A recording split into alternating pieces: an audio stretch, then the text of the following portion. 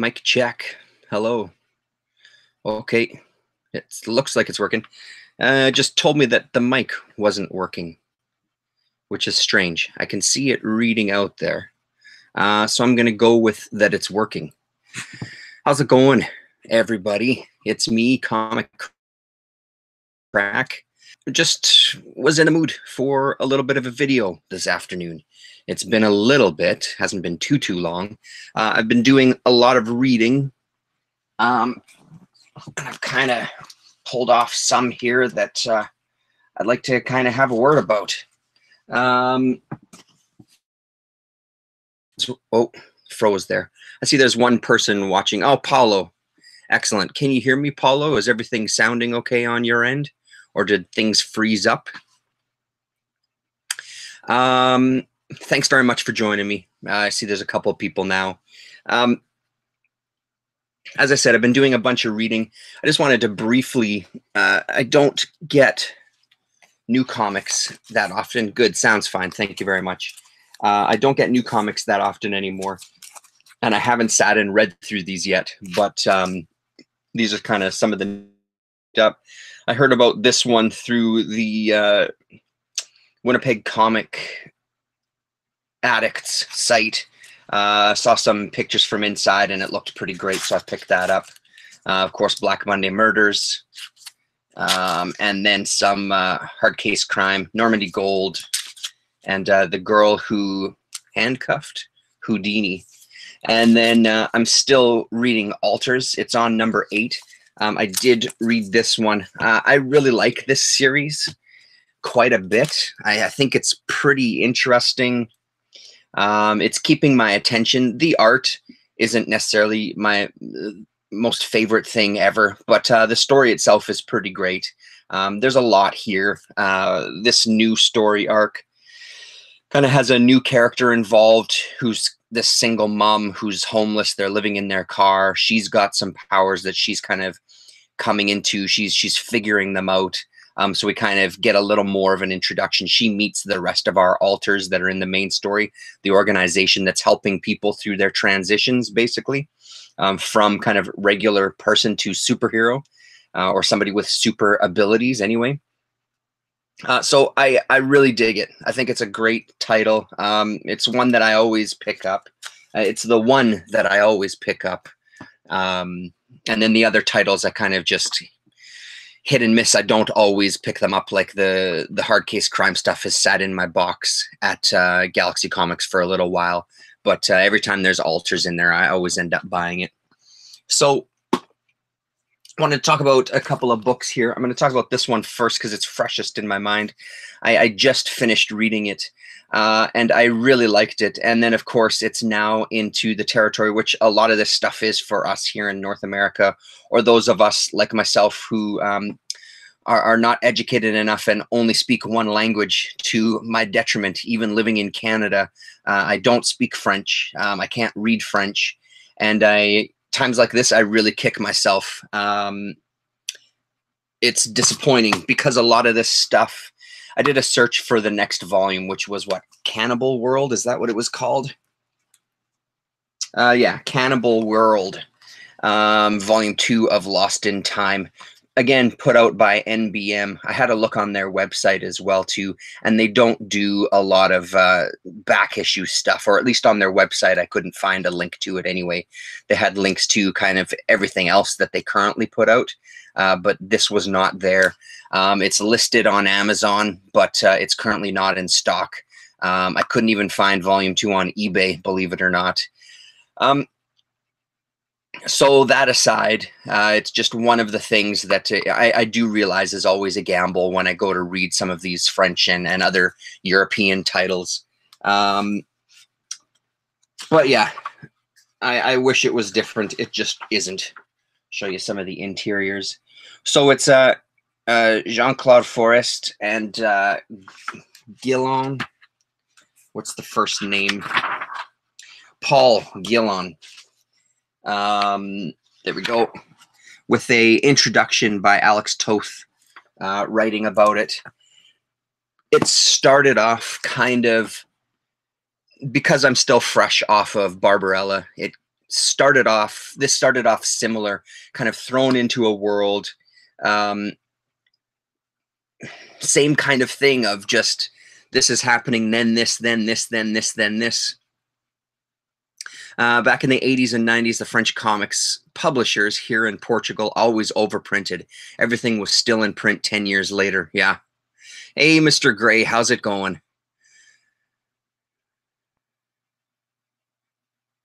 Okay, I think it's Earl Grey.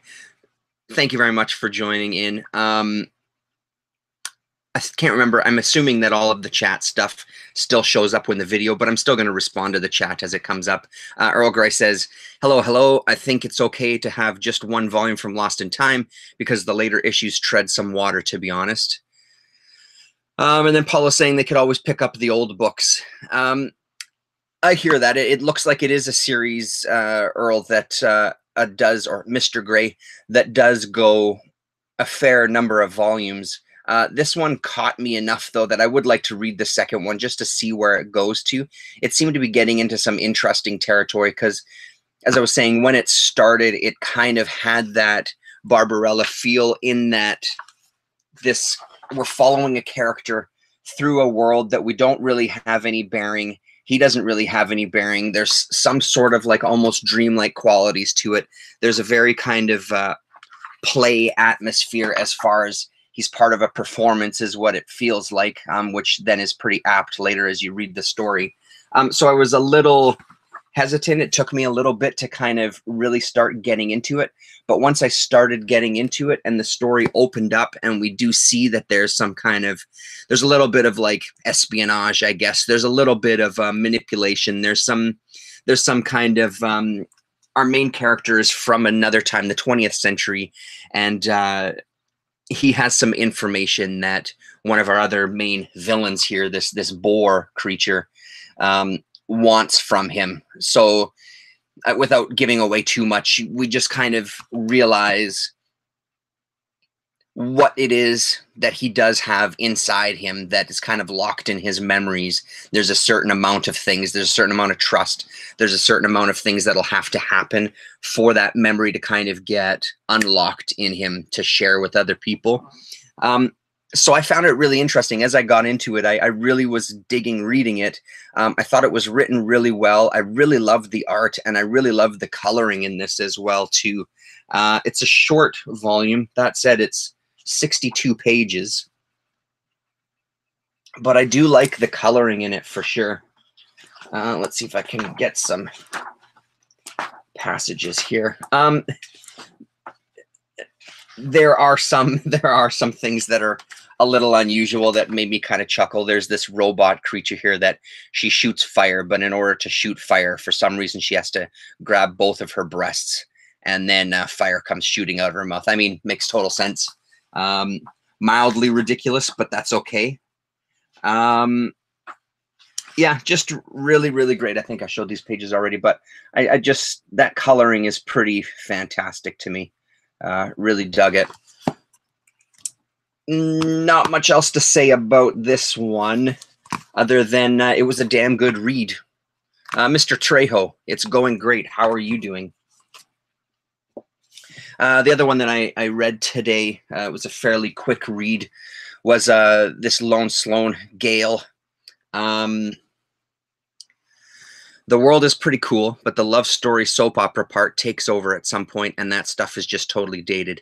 I still enjoyed it. Art and colors are great, yes. Yeah, I can totally see that. There's a couple of moments in there where you do get a sense of like this love story, and it's one of those things that some of the reactions from some of the women, as kind of strong characters as they are, some of the reactions are really kind of stereotypical that stood out to me just in there. And the mere mention of another woman drove these two women into a frenzy, and they started fighting each other, basically fighting over the man.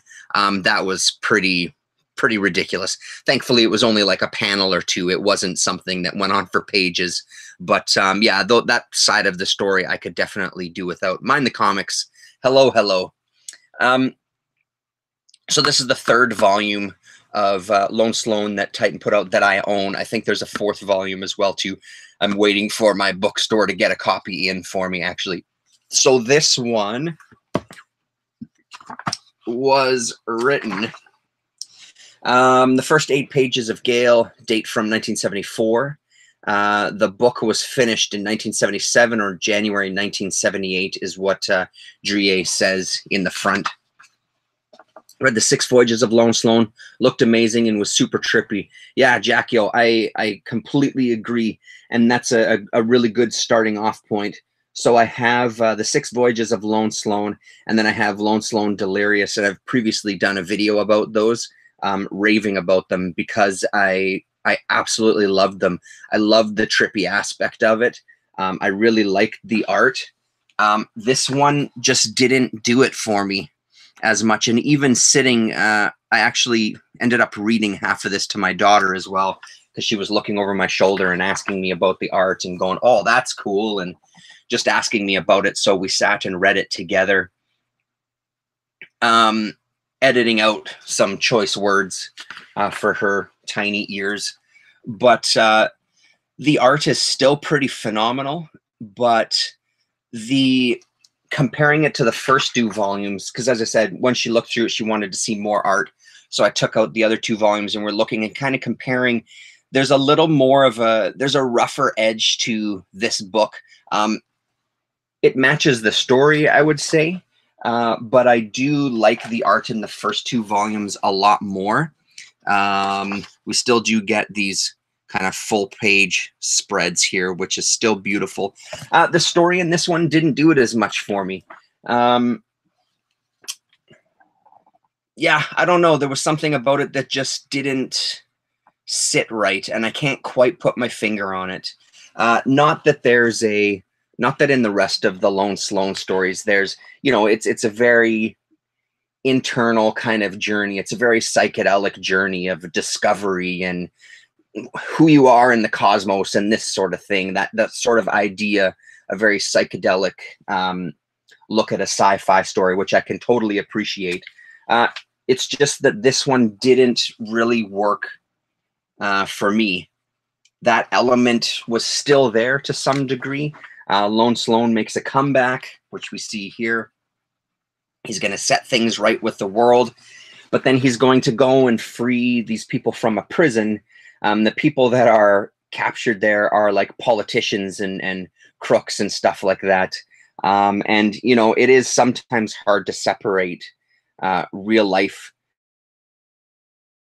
because to me, that sounds like a great idea. All the politicians in a prison, leave them there. So then it could also be read maybe as a commentary of this guy that's kind of come out of sleep, has a certain view of the world, and just thinks that everything is still like that, and kind of goes on this mission that he thinks is right, and does something that maybe isn't right, doesn't understand the context of the world that he lives in now, or that he's awoken to anyway. But maybe that's overthinking it, and more than likely it is. Still a beautiful book to look at. I still really love the oversized versions that they're doing of this. Just this one didn't hit it for me. It also might have been my mindset. I just maybe wasn't in the mood for it this time. But I do remember the first 2 sitting with me a lot better than this one was. Anyway, doesn't mean that I'm giving up on Druillet. Not everybody's going to have hits. One that snuck up on me, this Enki, Bilal, and Pierre Christian, The Town That Didn't Exist. I grabbed it off the shelf last time I was at Red River Bookshop, not knowing anything about it, seeing that it was kind of a one-off story. The price on these books that he does have upstairs are very reasonable compared to what I've seen some of them before online and stuff. And I was really surprised at this. I really, really enjoyed this. I've got another Bilal book, but of course I'm blanking on it now. The Hunting Party, is that what it was called? It's very political, and it's a commentary on an actual set of Russian history, I guess. And I'm not as up to date with my history in some parts of the world So that I feel it went over my head. I didn't really capture it. It was an okay story, but there was stuff going on there that I felt was going over my head. That said, there's still a lot of politics in this, for sure. What his political leanings are, I don't really know, and I don't care to know too much. I try to, because I want to read a few other things by him first before I read too much about the individual. I read a little brief piece and kind of stopped myself because it went too much into his personal politics, and I don't really want that right now to pollute my reading of the books that I do have of his. So in this one, later on, there's also reference to a book called Ship of Stone. And I said, why does that sound familiar? Well, it sounds familiar because I had it on the shelves as well. So I read both of these back to back. And they both do deal with kind of a construction of a city or an existing city. Ship of Stone is kind of an existing building that's going to get adapted for modern day, and they're going to transplant each of the stones and build the castle on another piece of property so they can transform that one piece of property, and kind of the history comes back at them. We'll get to that in 1 second. This one had a very there was a really strong pro-union message throughout the whole thing, which if you know me, that sits very well with me, being a steward of a union as I am. I liked the way all the discussion was happening, because you're seeing this town move towards kind of move towards a mutually beneficial goal, but you're seeing that movement from a whole bunch of people's eyes, from the laborers, from an outsider who's come to the town, from kind of management or supervisors, from stockholders, from big money, from poor. And I really liked the way that was tackled. And when the transition starts to happen, the woman that's kind of in charge of this fortune and this town, basically this business that's been left after her brother's passing, the way she has a little bit of a vision of what she would like to see. So she approaches a lot of people and kind of